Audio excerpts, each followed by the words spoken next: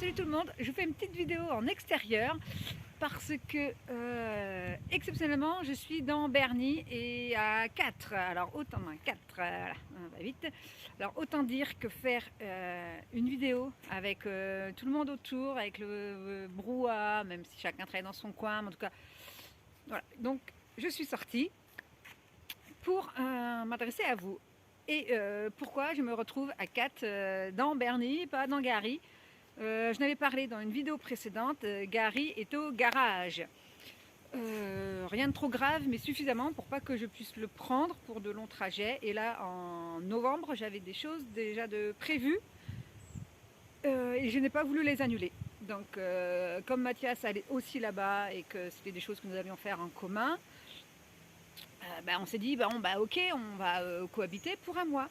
Donc voilà, me voici dans Gary avec Mathias, et Eris, Anaka et Obscurité que j'ai pas voulu laisser non plus. Alors autant dire que c'est compliqué parce que ça fait très très longtemps, ça fait plusieurs années que nous n'avons pas voyagé à 4 dans un seul camping-car. Que Mathias et moi sommes divorcés, donc même si on s'entend bien, voilà, c'est jamais facile, et que les enfants sont plus non plus tout petits et qu'ils prennent de la place. Donc rien que d'un point de vue purement logistique, purement matériel, il a fallu faire de l'espace. Donc c'est cool parce que Mathias a quand même enlevé pas mal de ses affaires qu'il a laissées chez sa mère le temps de notre cohabitation.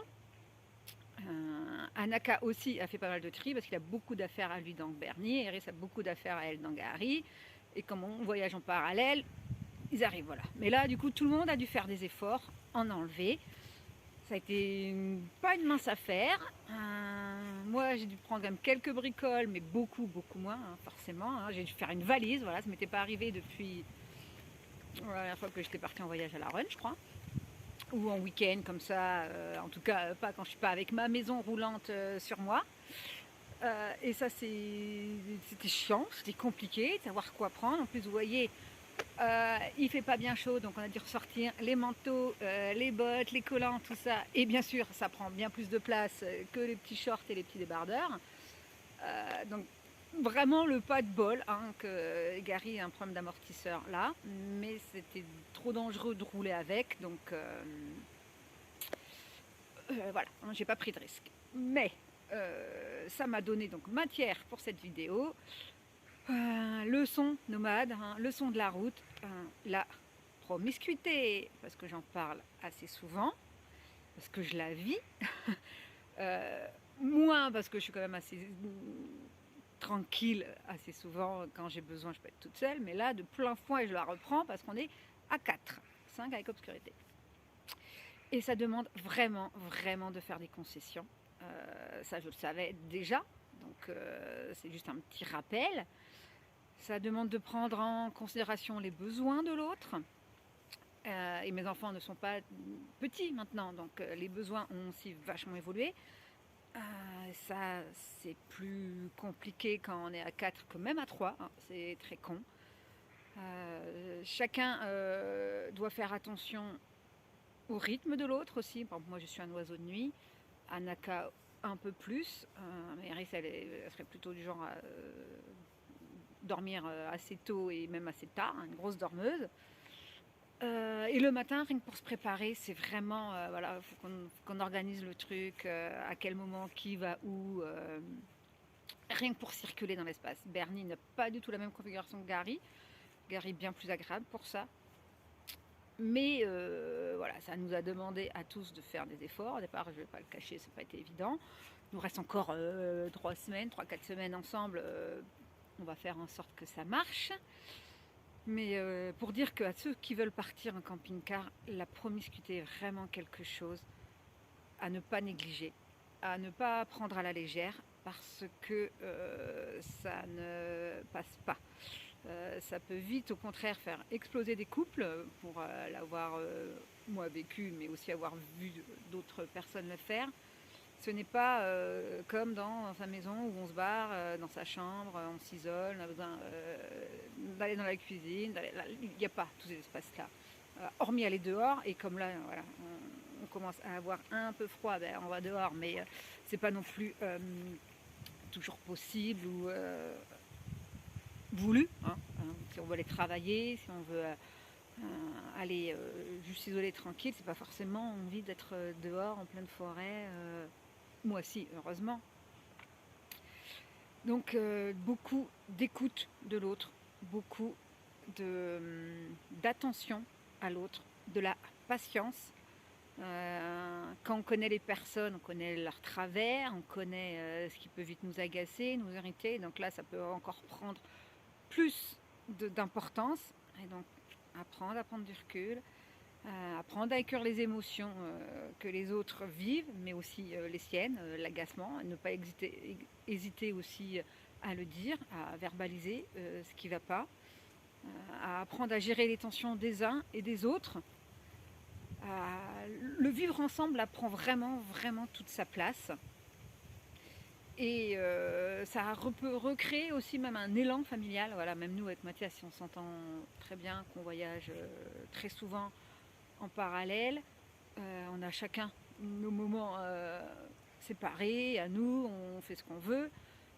Là, bah, beaucoup moins. Alors, rien que le soir, ça peut être choisir le film qu'on va regarder, si on regarde un film tous ensemble, ou un jeu, parce qu'on est quand même tous très jeux, ou si on veut travailler, si on a besoin de travailler, voilà, parce qu'on a chacun nos activités. Et ça demande du dialogue, de la discussion, des concessions. Là, par exemple, tout à l'heure, moi, j'ai un live qui est démarré, et il y a aussi des enfants qui ont un truc avec Clone Lara. Bah, ça va demander de la négociation, alors que d'habitude quand on est qu'à 2 ou 3 dans le camping-car, bah, mine de rien c'est beaucoup plus facile.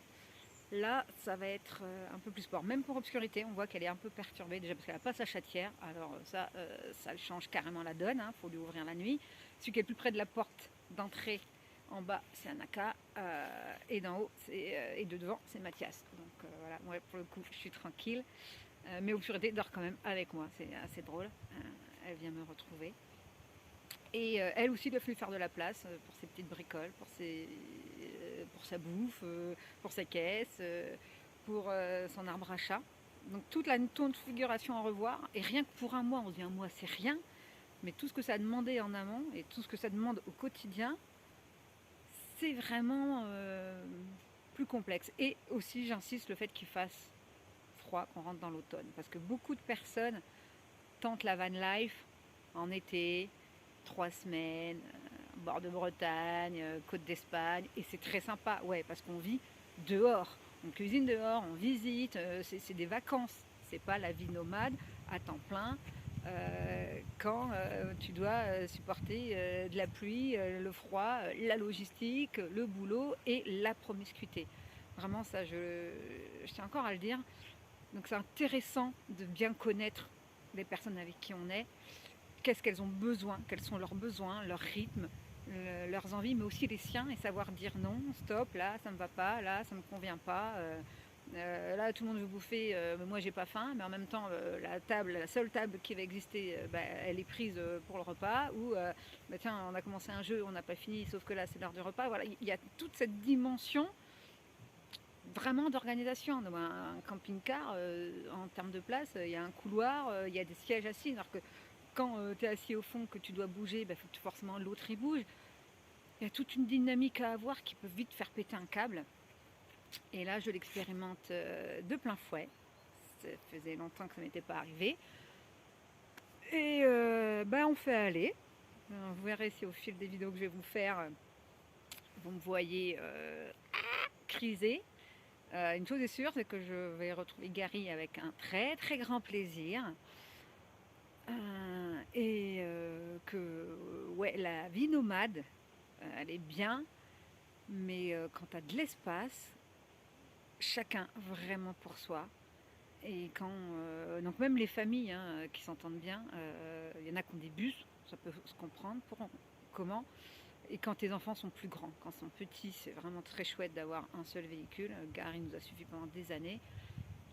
Mais plus on avance dans la vie nomade avec les enfants, avec les besoins, avec le travail, avec tout ça, plus la promiscuité est facile à vivre parce qu'on la maîtrise, mais en même temps, elle demande d'être tout le temps adaptée aux nouveaux besoins que les enfants ont, aussi que les adultes ont. Et ça, c'est un changement permanent. Voilà, la route change au fil du temps, mais nous aussi, on change au fil du temps. Et je crois que ça va être une superbe conclusion pour finir cette vidéo. Et de toute façon, j'ai trop froid aux mains, aux jambes aussi parce que j'ai pas mis mes bottes. Mais voilà, je vous dis à une prochaine. Ciao, ciao, ciao.